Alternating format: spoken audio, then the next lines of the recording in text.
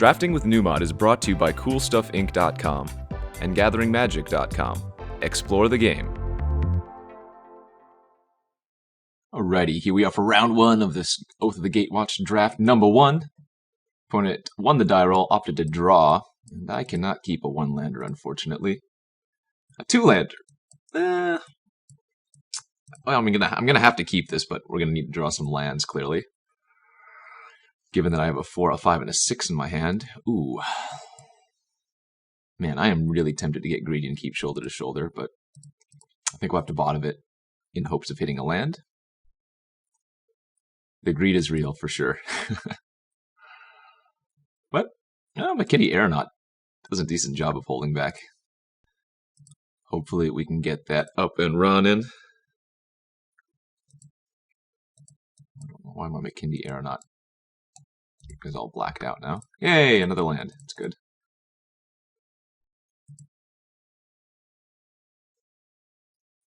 He took my Tranquil Expanse. That's not very nice of him.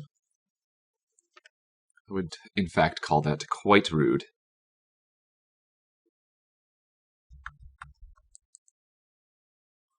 This card also is an overperformer, I feel like. It's an ally, so you get nice synergy with it. It blocks a lot of junk early, and it pokes in for quite a bit of damage, surprisingly. Alright, Hedron Crawler for the opponent. We passed a ton of those, so I'm not surprised to see him with one. Okay, another land's good. We get to play Courier Griffin next turn. In fact, if I hit a Plains within the next 2 draw steps, we get to go Courier Griffin into Expedition Raptor, making our flyers all huge. So we'll have, and assuming perfect draws, we'll have a 2/4, a 3/4, and a 2/2 flyer. But this is definitely not coming out of the gates like we would want to.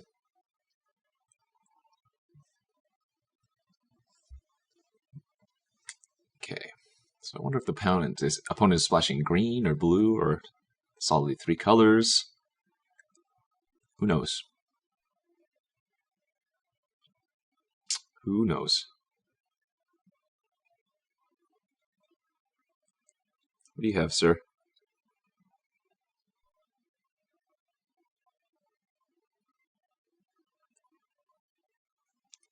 Nothing? Anything? Everything? Remember, there is another Seed Guardian that we passed, but he doesn't have double green for that. This could be a colorless card. Matter Reshaper? I guess that's a rare. Scion Summoner leaving up a white. Okay. I mean, that's kind of a telltale sign of a Searing Light in the opponent's hand, unless he's casting a 2-drop white card here. I'm definitely attacking in with the Makindi Aeronaut. If he wants a Searing Light that's great.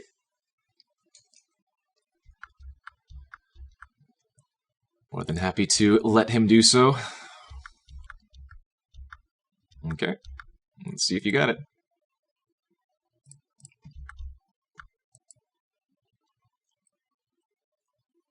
Bada boom, bada bing. Searing Light incoming. Wow, is he going to Immolating Glare? Oh, wow. Oh my. Oh. Alright. I mean, that's not that bad for me.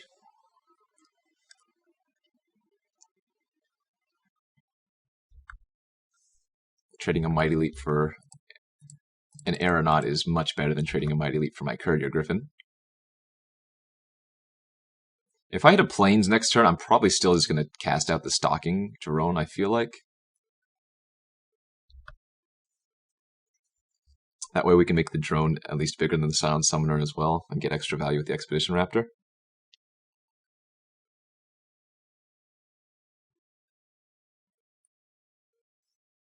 Alright, blue colorless. 4 mana now. What do you have for me? Iona's Blessing. Can't say that I think this card is very playable, but it's definitely doing some work here. Alright. I guess I'm going to be taking 4 a turn. We did hit the Plains now. I think since the opponent went with the Iona's Blessing, we're just going to play the Expedition Raptor out for only 1 support. We're still currently winning this race in the air. Plus, if I hit a land next turn for Tajuru Beastmaster, we are going to be in real good shape. Slight issue. We know the opponent has 3 spells in their hand since they missed a land drop.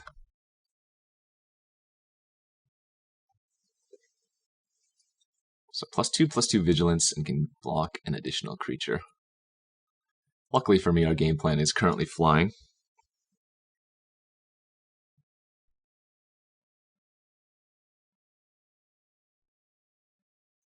Okay, take another 4.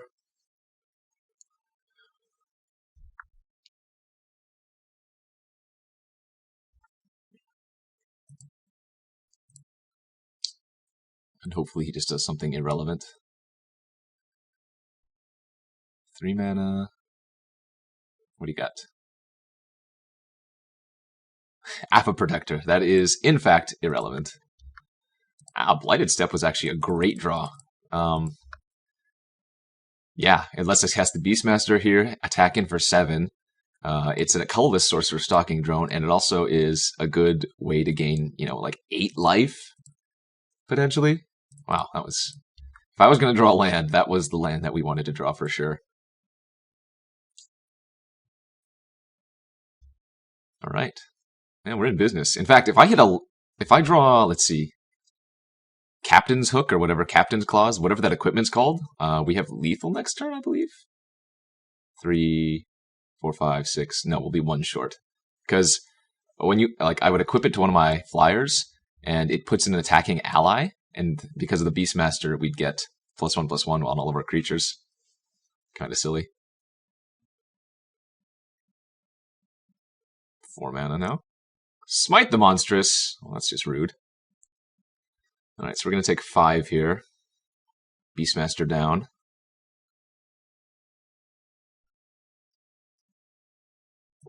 I'm at 9. Okay. Let's attack in for 4. Or rather 5. Opponent just dead next turn. I am not in range of dying. And we have Vines the Recluse, just in case.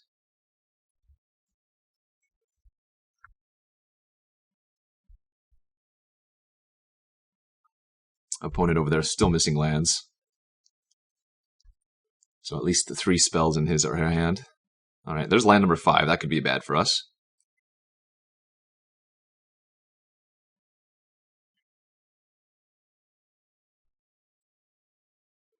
Show me the money. Or if you have nothing, you can just scoop. I'm A-okay with that too. I could be in slight, and in a little bit of a slight hole here if the opponent has a way to kill my Courier Griffin, but he's still dead in 2 turns to the Expedition Raptor, I suppose.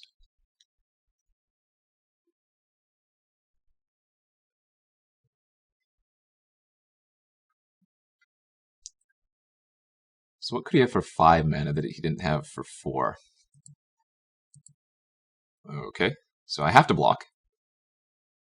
But currently only taking 5 damage here. If he has a way to kill my Stalking Drone with 1 white, 1 colorless.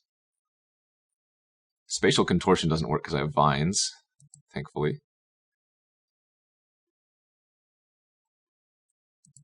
Alright, well, let's block.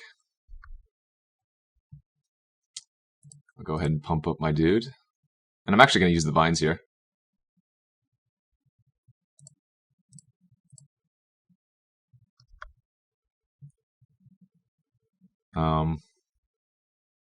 If the opponent had Gideon's Reproach, they would have already used it on one of my flyers, so I think not saving it for that is perfectly acceptable. Alright, and opponent's just dead on board. Perfect. And let's attack in for 5. And that will be all she wrote. Alright. So our draw was, I mean, we drew lands, which was great, but our draw wasn't even that impressive. Opponent might be splashing a Reflector Drone, or not a Reflector Drone, a Reflector Mage, if he's splashing blue. Looks like he's base green-white. Let's see. Is there anything like Tandem Tactics seems like it'd be good. No. I don't want that. We saw Elemental Uprising. We saw Smite the Monstrous. We saw Mighty Leap. Mighty Leap is something that I might want to try to play around. But I think our deck is fine as is. Yeah, I'm pretty content just shipping back this 23-17 and going to game 2. Game 2 here. We're on the draw this time. I think I'm going to have to ship this. Even if we draw planes off the top, we're not really doing too much. Oh, this hand is actually pretty decent. A 2-drop, perfect lands. Ooh, and a Captain's Clause, which we'll happily take.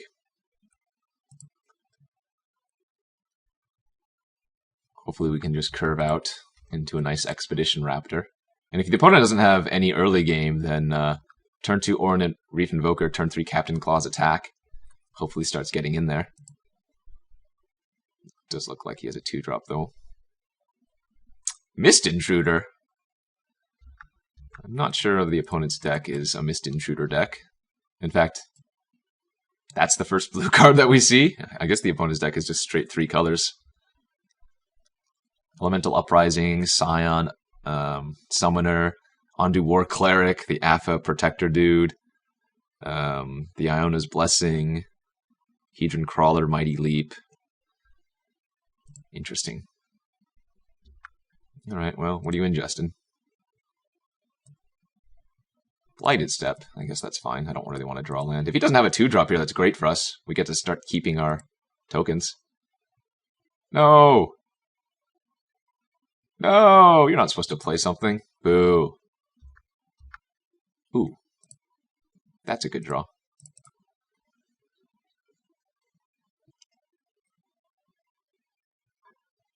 Unfortunately, the opponent can opt to trade away here, but I will keep the 1-1 if he does that, and then we can make it a 2-1. Like, right now, we're going to just start chaining our little tokens. And it's perfectly possible that the opponent just blocks the 1-1, but then next turn I'll be able to lead by example. Which is kind of funny. Let's see what he does here. Alright, so he does opt for the trade. So next turn I can equip the ally, attack in, produce another ally, and then potentially lead by example.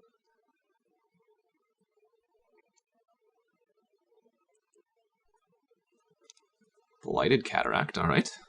Like I was mentioning, those cards are just good as colorless sources to pick up in pack 3. And then if you can get value, which the opponent clearly can, then just added benefits.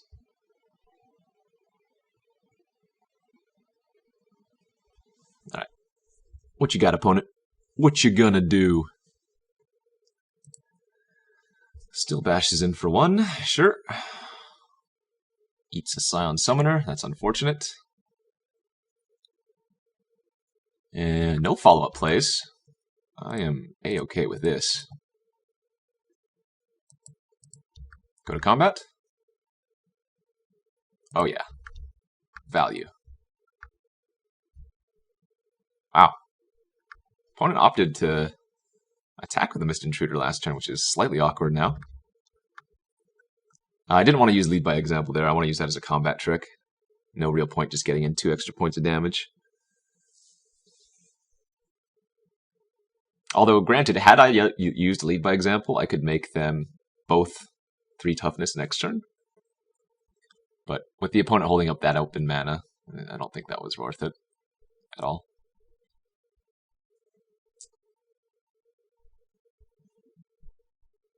I could lead by example end of turn, depending on what the opponent opts to do here. But then again, I could also just wait to lead by example onto the Raptor. Alright, go to combat. Will you attack me again? That is the question on everybody's mind. Looks like the answer is no. Do you have a follow-up play? 4 cards in hand. Nothing, huh? Well, Well, now I'm a little bit tempted to play the Kor Sky Climber. Yeah, let's go to combat. Since I drew a 3-drop, we're able to play Lead by Example plus that 3-drop. So when the opponent blocks one of my 1/1 tokens here... Oh, this could be the 2/4 Flash Hulk. Oh, sure. He's just using it as a blocker. I don't think there's much point to using Encircling Fissure here. Not worth it. I'll happily Lead by Example these two, though.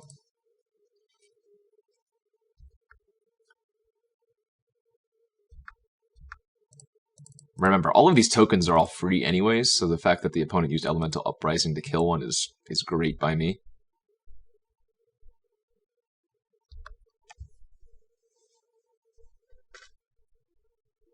Yeah, this Captain's Clause. Gotta respect it.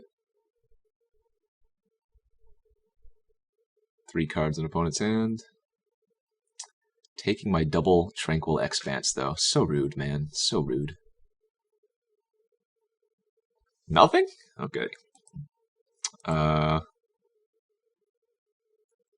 It's not a good sign for the opponent.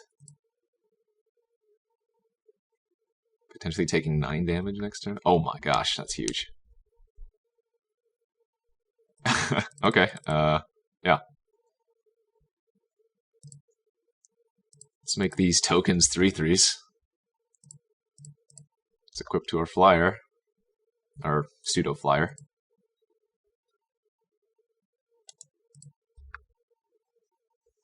Man, who needs this Expedition Raptor? Clearly not me.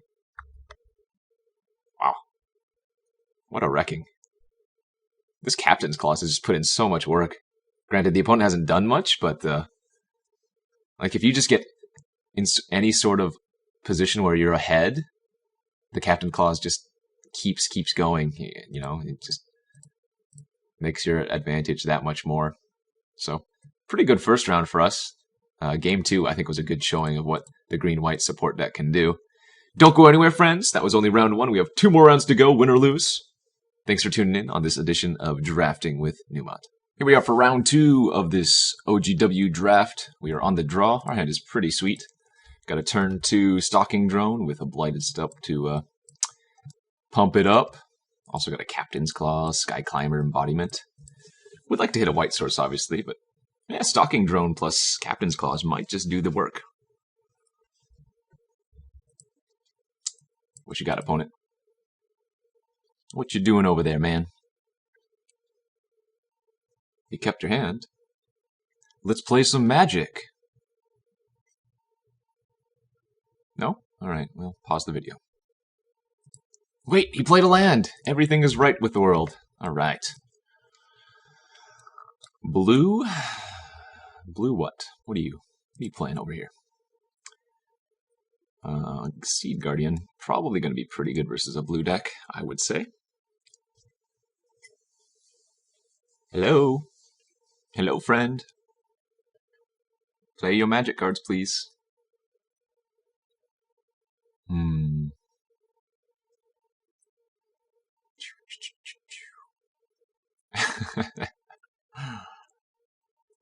Alright. Land. Slaughter Drone. Finally. Ooh. Got there. Awesome.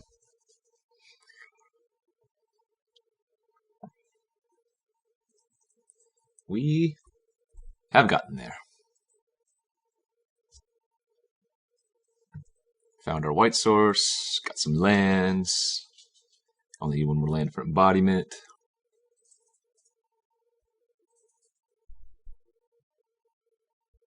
No block, sir. Hedron Crawler. Alright. Oh, he's attacking. That's nice. That's nice. Alright. The claws are in. The claws are in. The value is here. He's chump blocking? Or oh, he has +2/+0 and regenerate. Unnatural endurance. Fair enough. Fair enough. There's a colorless source for the opponent's slaughter drone. And a Zulaport Chain Mage. Alright.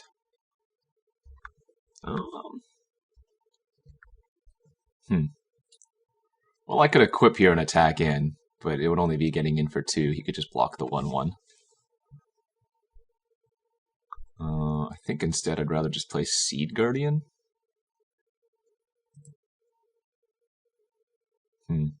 Yeah, let's get the Seed Guardian online.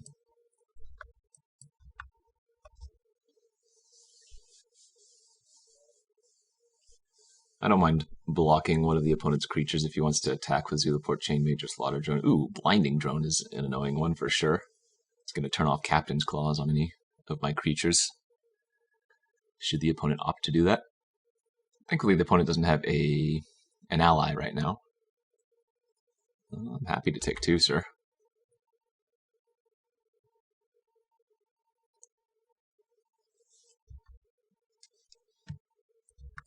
Ooh, Warcaller. That's a spicy draw. Okay, well now I think we want to equip the core ally. And attack in with both. Oh wait, this doesn't actually work, does it? I'm a fool, because this is a 1/3.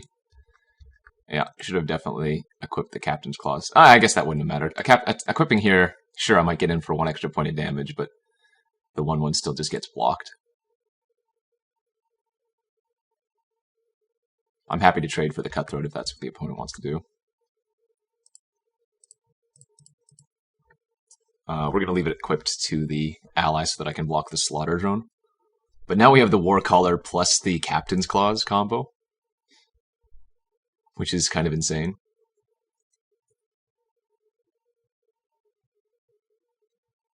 Ooh, especially if the opponent taps out here.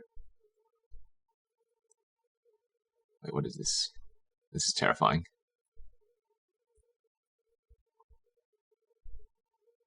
Why are you scaring me? What are you doing? If I draw a land next turn, I can play Embodiment and then make the land a 3/3 and attack.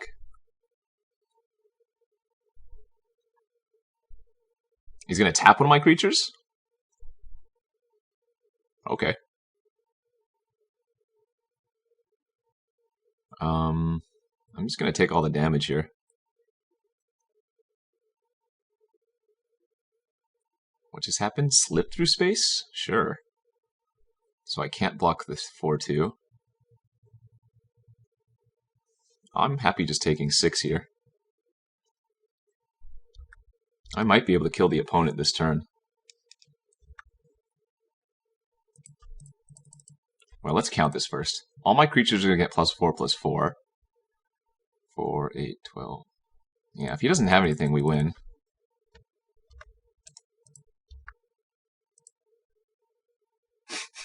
So I play the Tajuru Warcaller. It gives all my creatures +2/+2. Then when I attack with the Captain hooked creature, it puts an ally onto the battlefield attacking. The ally triggers the Tajuru Warcaller, and I just hit the opponent for 23 damage. That's a nice little wombo combo there. If you're wondering what happened and how we got our creatures to be 7/8s, 7/6, 6/5, 3/3. The Warcaller triggers twice, and one of them was attacking. It was effectively like a Hero of Blade Hold. Seems good. Oh, something to note that I was thinking about the previous match when the opponent played Elemental Uprising. If you guys go back and watch round 1, I could have used Vines to untap one of my flyers, I realized, to potentially block. So I wouldn't have been dead if they had a removal spell for my drone. I think I'm just going to run it back again. This deck seems like it's ticking fine. Game 2, round 2, with our green-white deck versus the... what was it? Blue-white? No, black. I don't remember. He was playing black something. We're on the draw. I'm going to keep this hand. If we hit 1 white source in the first 3 or 4 turns, we are in great shape. I got to play 2 early creatures and then just support them up for the win. Just need to hit a white source. But luckily we still have 2 more draws to find one, and that's just on curve. I could even draw the Unknown Shores, actually, or the whatever the other non-basic. No, I think we're just running Unknown Shores in the steppe, aren't we? So plains off the top would be the absolute dream here. That's not a plains. I will happily attack in, though. I'm not blocking, and I don't mind using a lead the example to put a 1/1 counter on my dude and eat the cultivator drone.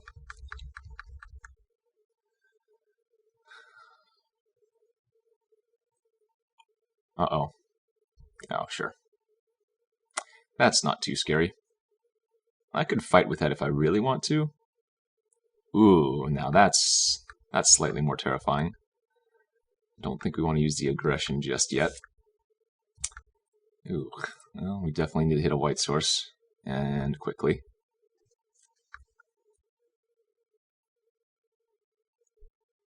Might just get run over by that 3/3. It's possible if I hit another land next turn, I'm just supposed to use Nissa's Judgment and kill the Dwar Isle Avenger.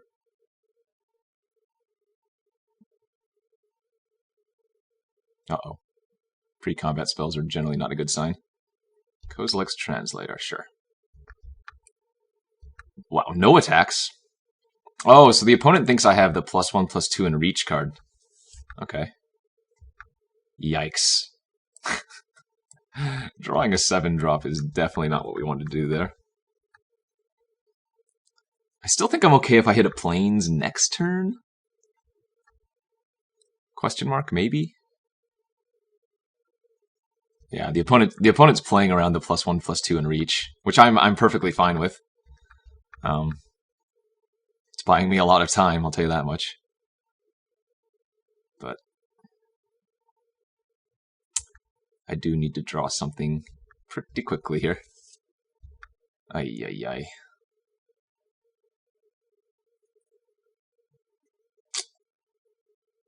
I'm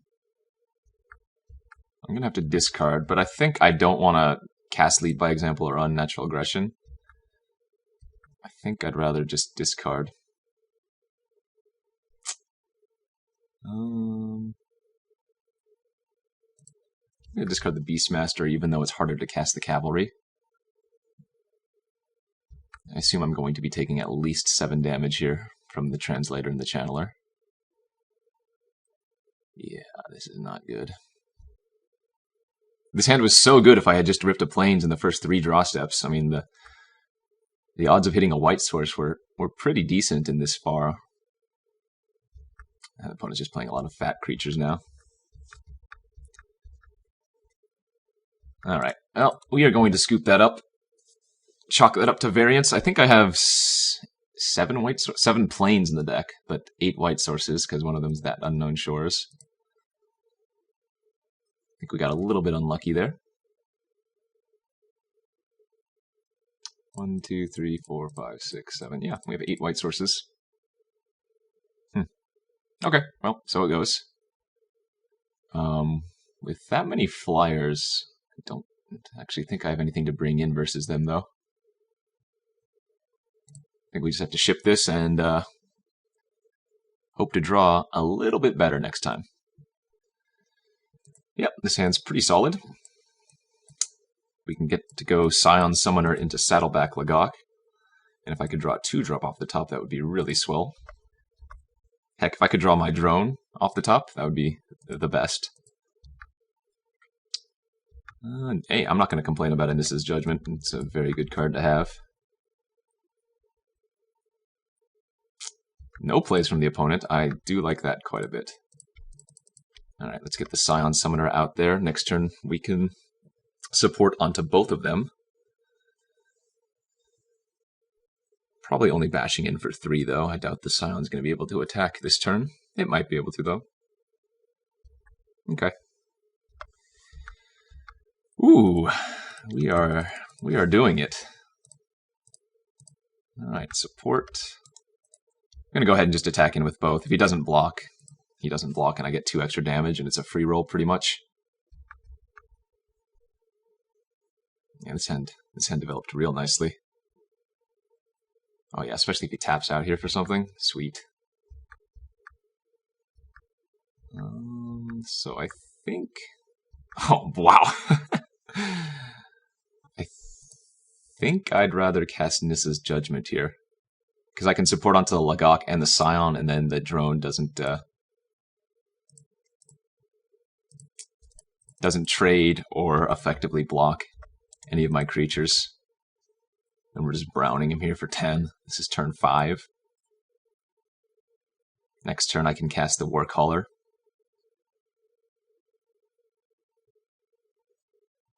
This is how the deck is supposed to work. Alright, you're at 7. Show me what you got. Even the Flaying Tendrils, the card that gives all creatures -2/-2, isn't that impressive here. It only kills my Saddleback.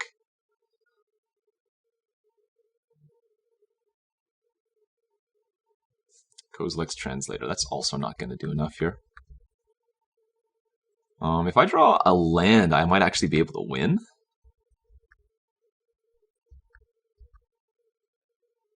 Right? Because I cast Warcaller here.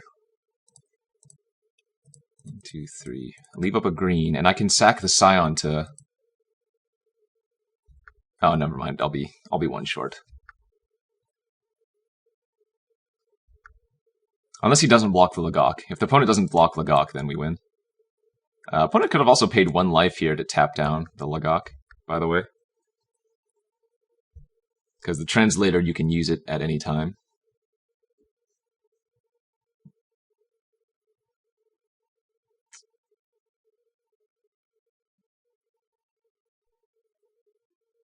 Yeah, the opponent is trying to do that now, I think.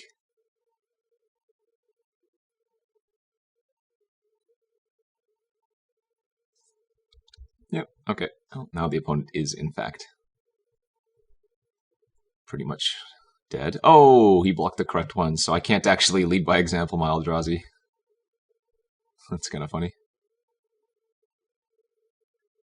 Alright, well, he's at 1 life, and, in fact, even if he has some kind of Wrath to kill all my creatures, we can Encircling Fissure and attack for 2. Kind of silly. Alright, well, 5 minutes later, and the opponent finally opts to pass the turn. Let's go to combat, sir. I'll give him the old GG. The aggressive GG. You know, only used 16 more minutes than I did. No big deal. Alright, and with that, we were going to the finals with our green-white support deck. Stay tuned. Don't go anywhere. Round 3, the finals of our very first Oath of the Gatewatch video for drafting with Numot and Gathering Magic. We won the die roll. Let us play first. And... really need a creature in this hand. Low drop creature, but man, I think I keep this. It's super awkward. I obviously need to draw lands and low drops, but the hand's got everything else I want. If this Cavalry and Seed Guardian were like 2 drops, this hand would seemingly be unbeatable. Alright, Forest is a fine draw. A lot of the times I actually like holding on to the Captain's Claws as a surprise, because it's only 3 mana to play and equip. But I think I want to run it out here, just because we have double tricks in our hand. And so if I draw a 3-drop, I want to be able to cast it, the following turn equip Captain's Claws and potentially use a trick of some sort. Force was obviously a good draw. Potentially get the Seed Guardian online a little bit sooner. Alright. We drew our land. I don't think I want to use Shoulder to cycle since we already drew our 4th land. Had I not drawn that land there, I'd probably just cast it out. Whoa! This opponent's going deep on the 2/1s. Now this could be bad for us, obviously. If the opponent has a way to like bounce the Seed Guardian or something, I'm going to be in some pain. Oh god, the worst here would be complete disregard, and we passed one of those during the draft. I think I'm happy to block here. The opponent needs 2 things. Tar Snare. Okay, that's also fine. We get the Tar Snare out of his hand. I still get a 1/1 token which can attack next turn, and I get to shoulder to shoulder. Yeah, this is a fine deal by me. especially if he doesn't have another land to play. Aeronaut was also a great draw. Alright, let's equip up. Let's bash in for 2, get a 1/1 token, and play the Aeronaut. Leaving up lead by example. This hand developed quite nicely. Next turn we can shoulder to shoulder. And we have lead by example right now. So this is actually turning out quite well for us. Tar Snare, like, this is just a combat trick in this format. It doesn't kill most things that you care about killing. Yes, it can take out a creature every once in a while, but often enough it just doesn't. So I think here I don't want to lead by example. I'd rather use it as a trick. Yeah. So I want to actually move the... Okay, now we do another land. So I have 6 mana, so I can move the claws to the Aeronaut, shoulder to shoulder both my 1/1s, and then hold up lead by example. I think that's a great play. Because the opponent's likely to block the Makindi Aeronaut with the Cloud Manta, and then we can use the lead by example for a blowout.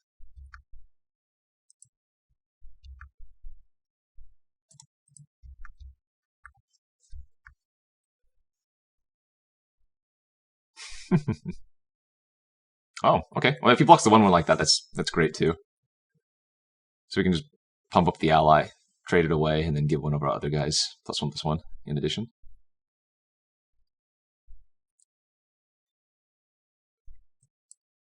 Wow, this cavalry is actually going to be very, very good, isn't it? Oh yeah, this is a deal. Really? Interesting. Totally don't mind this trade. So I'm going to pump up both of the allies here. That way we can eat the Raptor, or whatever, the Entangler, and trade away for the Cloud Manta. Leaving the opponent with no board, and us with 2 creatures.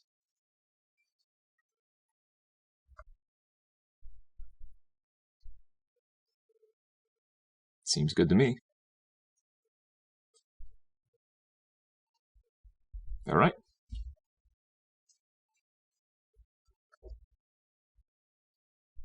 Remember, all of those tokens were effectively free. One of them came from the Seed Guardian dying. The other 2 were from the Captain's Clause. We'll see what the opponent can do here. Still has 4 cards in hand in Grixis colors.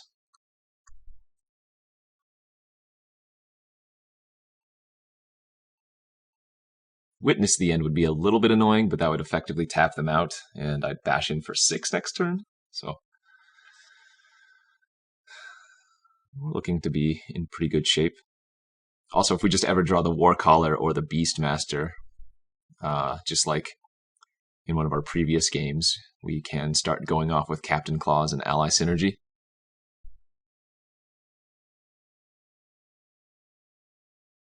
Alright, 4 mana. Could be Oblivion, 5 mana now. Walker of the Wastes, 3/5. Clutch of Currents on my token, making... Okay. Well, didn't draw a land, but drew a fine combat trick.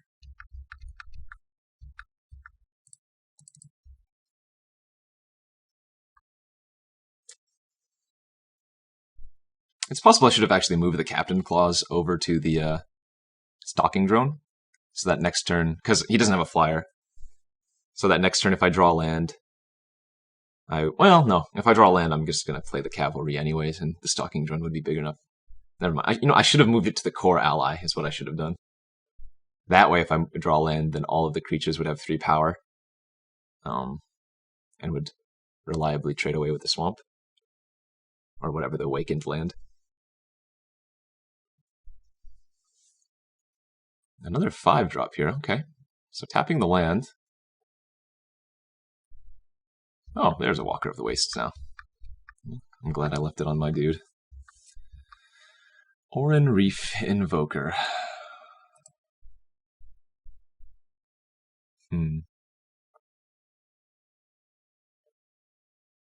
Well, I think we move it on to the Stalking Drone. Attack with everything. And if he blocks the Stalking Drone, I can use the Vines to trade for the Walker since it's only a 4/4. If he wants to just block one of the core allies, that's perfectly fine. Bastion for 5 here. Play the other Invoker. Let's equip it back onto our Flyer.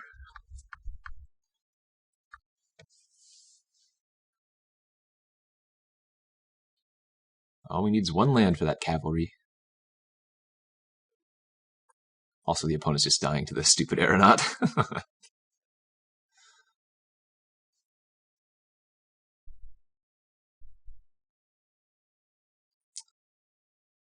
I found in this format a lot of times, if you're just able to curve like 2-drop, 3-drop, 4-drop, or like just even 2-drop into 3-drop and have some pump effects or a removal spell, you can win a lot of games. This is a little bit terrifying if he just passes turn. Okay. So he's holding a Blighted Gorge. Happy enough to just attack in here with the Aeronaut.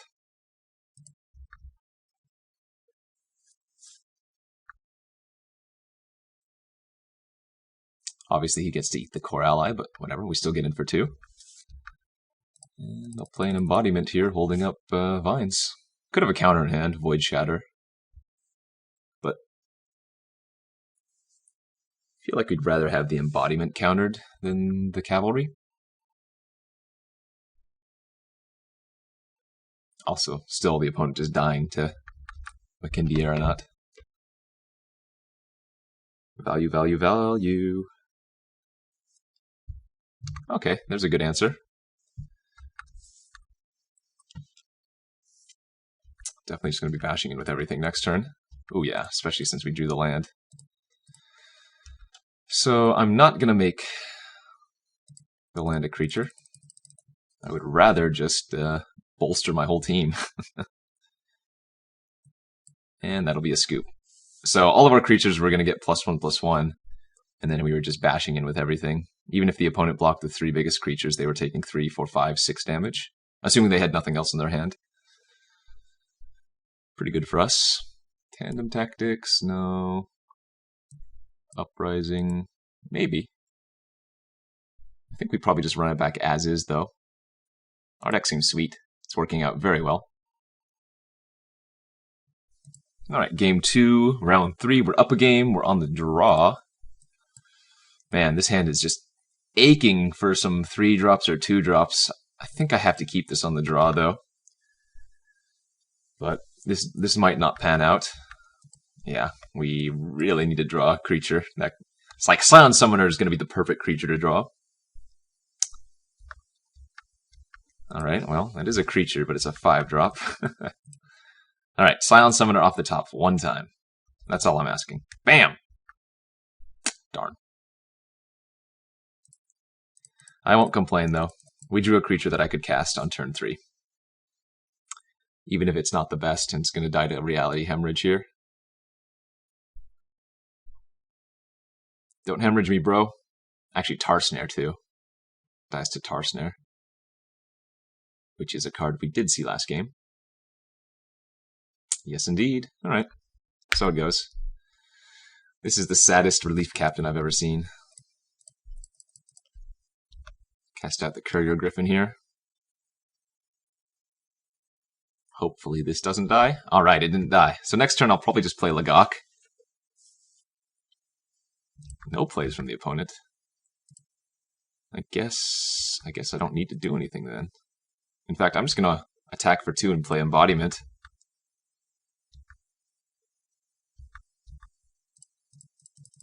That way we can get full support value potentially. Also, Embodiment's just a great card.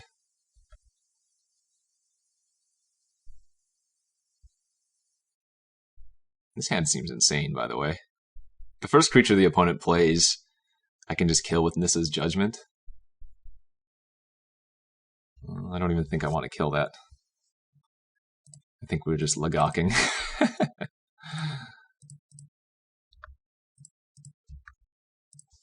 Bashing in for 8. And then next turn I can Reef Captain, support 3, bash in for 100 million. Or the opponent can just scoop. Alright, so the opponent kept maybe a little bit sketchy of a hand. Ours was very slow, but very powerful, given that the opponent wasn't doing anything. And just like that, hey, 3-0, our very first OGW draft for Gathering Magic. Hopefully you guys enjoyed this. I think our deck was very, very cool. Green-white support seems to be a very decent draft archetype should it be open. If you remember during the draft, I moved into green late pack 1 after we got a Scion Summoner, and then we wheeled Seed Guardian, so really paid off there. Still important to read the signals during a draft. Thanks for tuning in for this edition of Drafting with Numot, friends. Don't forget to check out all of my other content here on Gathering Magic, and don't forget to follow me on all the social medias listed on the page. Come check out my stream sometime, twitch.tv Numot the Nummy, and we'll see you back next time. Take it easy.